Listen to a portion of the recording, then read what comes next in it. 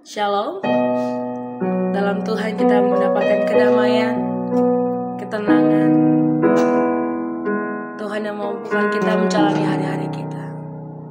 Terima kasih Tuhan Yesus.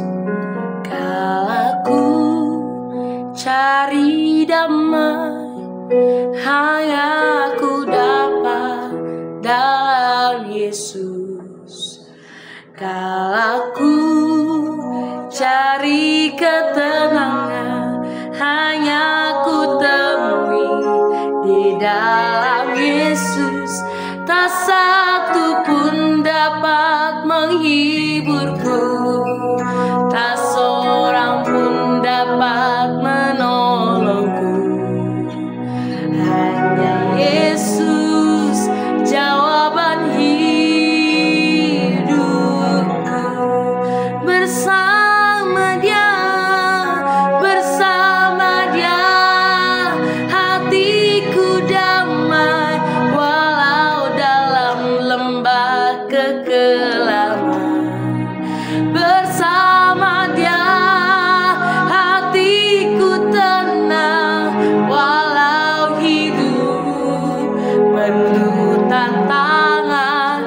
Tak satu pun dapat menghiburku, tak seorang pun dapat menolongku. Hanya Yesus jawaban hidupku.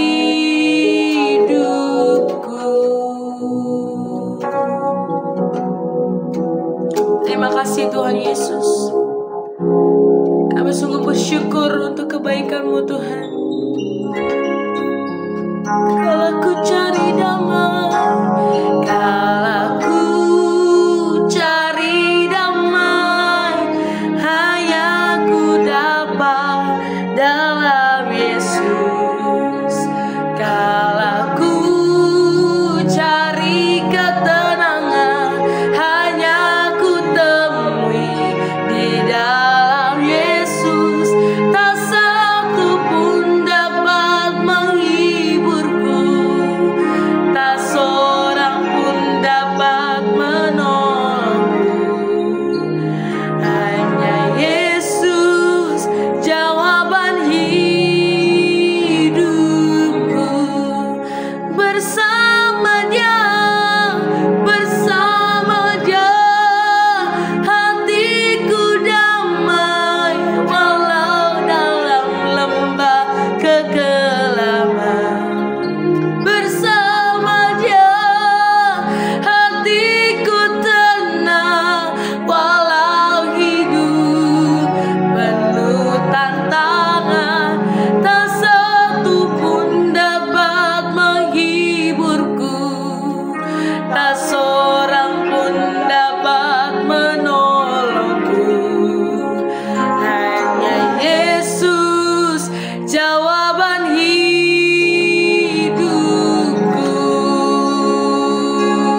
Oh, bersama Dia hatiku damai, walau dalam lembah kekelaman. Bersama Dia hatiku tenang, walau hidup penuh tantangan. Tak satu pun dapat menghiburku, tak seorang pun dapat menolongku. Hanya Yesus jawaban hidupku.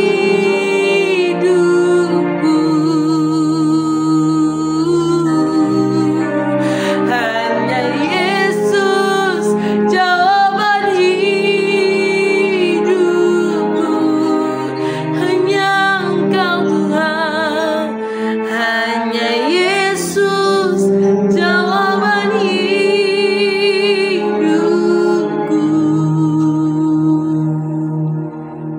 Terima kasih buat kedamaian, ketenangan yang Tuhan berikan kepada kami. Hanya Engkaulah satu-satunya jawaban dalam kehidupan kami Tuhan, untuk kami boleh menjalani hari-hari kami. Hari ini kami mau diajar oleh Tuhan, kami mau ditegur oleh Tuhan.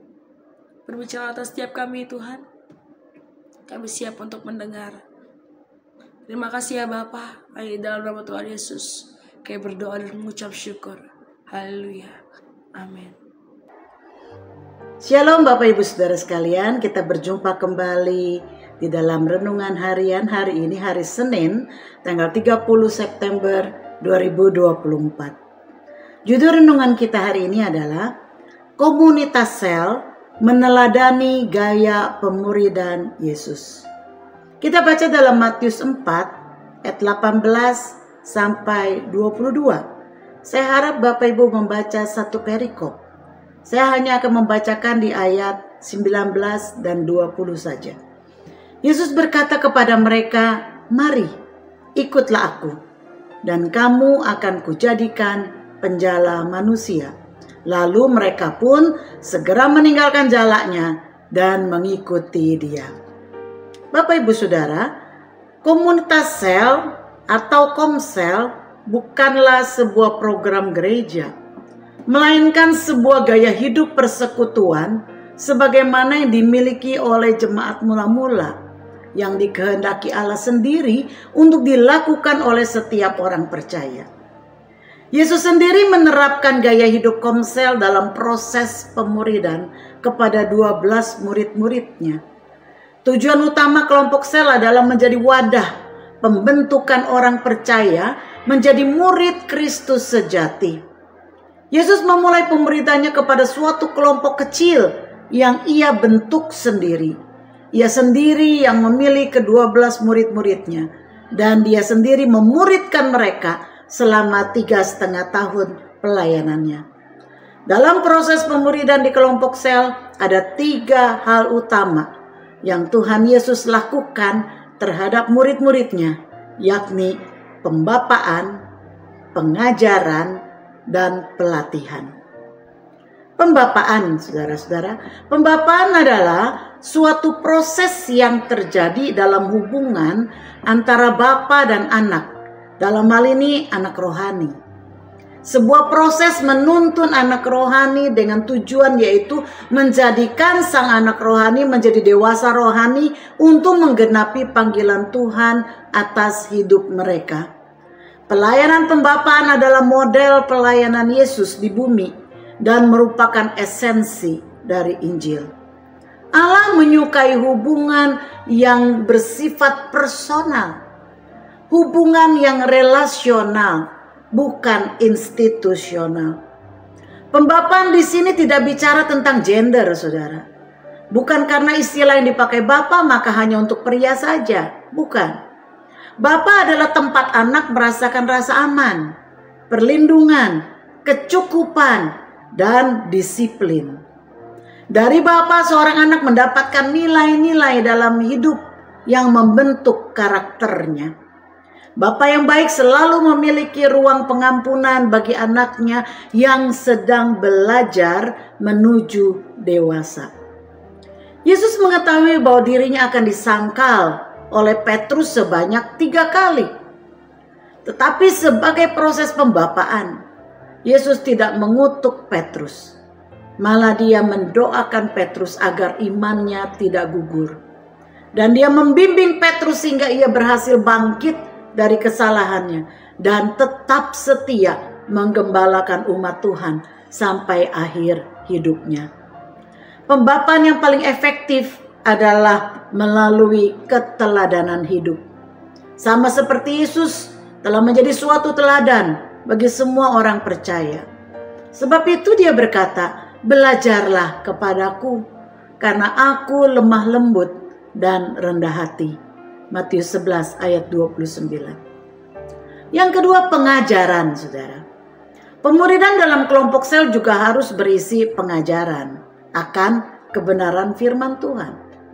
Yesus dalam setiap kesempatan senantiasa mengajarkan nilai-nilai kerajaan Allah kepada murid-muridnya terhadap segala aspek dalam hidup.